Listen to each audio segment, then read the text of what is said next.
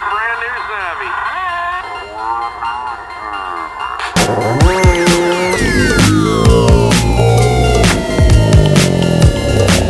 Brand new savvy.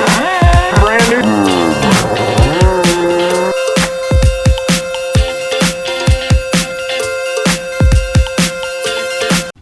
That is rule number one, ladies and germs. Otherwise, this is what we refer to as a savage. This video is going to be about just some tips and tricks. If you got a savage, my assumption is going to be you're somewhat familiar with nitro, okay? Notice I'm not going to walk you through how to start your engine, troubleshoot, all that stuff. It is going to be savage specific, if I can talk, not nitro specific. Let's get going. But the most important thing, see, we're getting ready for the Mayweather-Pacquiao fight. And I can't really show you what's under there just because I don't want to lose the heat, but safe it to say, it used to have a face. And then we got this guy over here, he's just waiting. One of our subscribers recently asked what I thought was a really good question. One I don't think I've ever been asked, believe it or not, and that was, what was the very first thing that went wrong, the first issue you had with your Savage? It's an easy question. Excuse me, easy answer to that question. And that would be popping off the rod ends from the pivot balls. By that, throughout the Savages, you can see it uses different turnbuckles with rod ends that are fixed to a pivot ball. Very first thing that occurred with mine that, I guess kind of stopped it down was after I jumped it once. Well, here, let me show you. Cue dream music.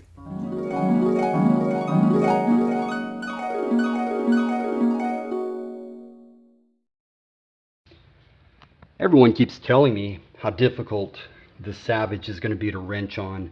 It's definitely new to me, but the way I see it, in case you don't know, I'm in this bitch to win it, all right? So, this truck will get down no matter what I have to do. And the goal of that session was actually to just get an understanding of some of the weak areas for our Savage so that we could begin tightening up certain areas or upgrading certain areas as we need. Really, only one thing happened, and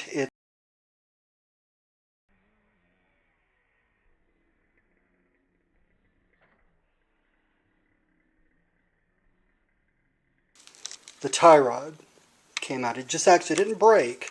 It actually just popped out. Put a washer next to the ball stud and the screw.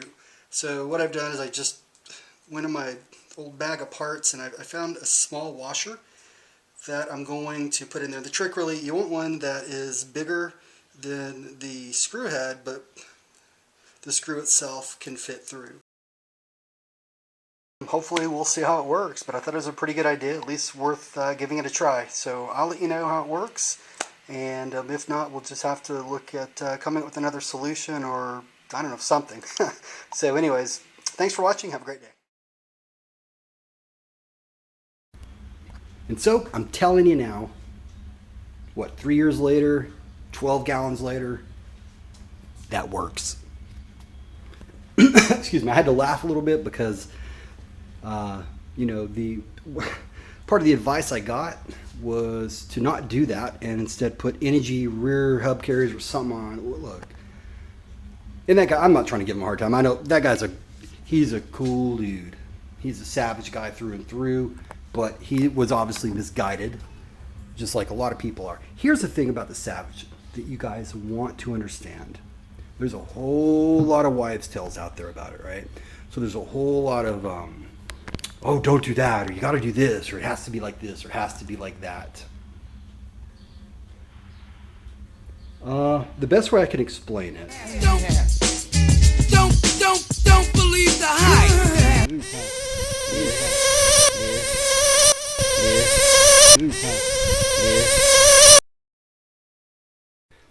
So like even now, I'm not really trying to tell you what to do with your Savage or anything like that. I'm simply explaining what I've done with mine. So please be very prudent with heeding much of the advice that you might read on the internet. Now, look, 99.99% of the people have good intentions. There's no doubt about that. At the end of the day, I go back to go by what you see, not by what you read.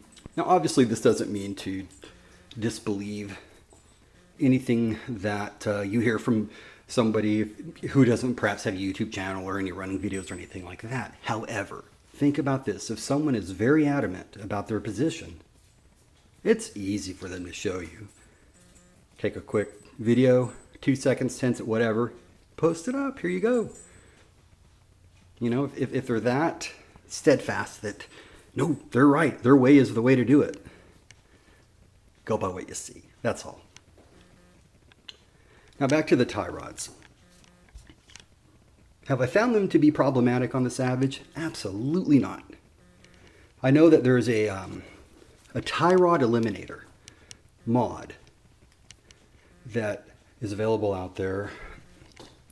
I don't want anybody to take offense or anything like that, but I'm just going to tell you, I don't understand the value of it.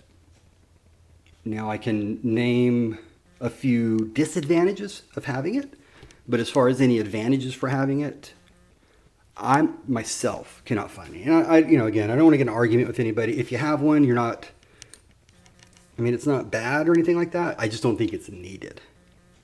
Again, however many gallons since I've put washers around them, not a single problem. You can see here in the front, I run stock and I swap them out as needed. I think the only difference, I might be running hard anodized pivot balls, which last a little bit longer. I just bought a new whole set for $6.99. So again, it's pretty easy to stay on top of. In the rear back here, you can, now of course I'm using the camber, I call these camber links right here. But in the rear, you can see that I'm running, I don't even know the brand. It might be Mugen. So again, tie rod's a tie rod. The important thing is you have it within the parameters of your camber and camber and toe, in addition to having it balanced on both sides. There is a modification out there. I think it's called like the tie rod eliminator. Now I don't want to offend anybody. Myself personally, I don't see a single advantage for that. Now I can think of a few disadvantages, but to each his own. In my opinion, it's not needed at all. And so you guys, once again, are familiar with the purpose of the links.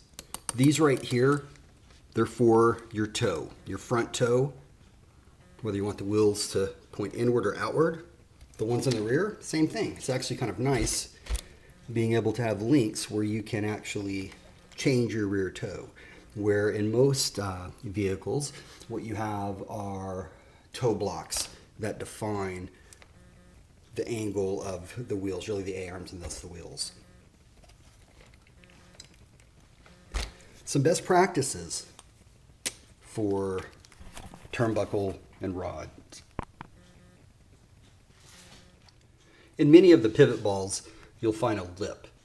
And this is to shim the rod end against a surface, usually when it's at an angle. So always remember you screw into the other side because this serves as a shim.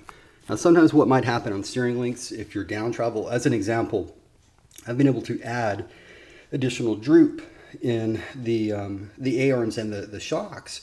Well, what's happened is it's put the steering links at a little bit more of an angle than they can hold. So I'm going to shim the lip with a coned washer just enough. When putting in pivot balls, I usually get a little bit of some kind of lubricant, just put it on there, place it nice, get a hammer, I swear, and just go pop it right in. Works for me at least. Another best practice would be don't fall for the gimmicky, metal rod ends from RPM and all that crap. Again, as I've noted, I get 7 gallons on a set on a stock set. If you are looking to upgrade, my advice would be to find something lighter.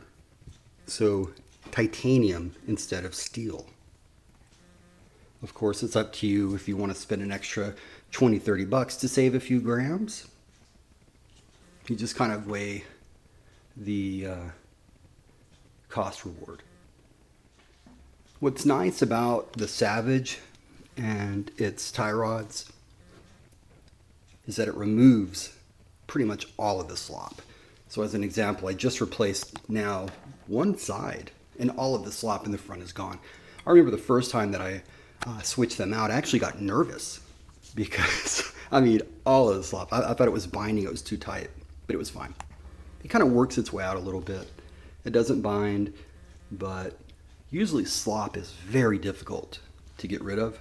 And the Savage is the only vehicle where I've ever been able to get rid of it with one move, and that's replacing the rod ends.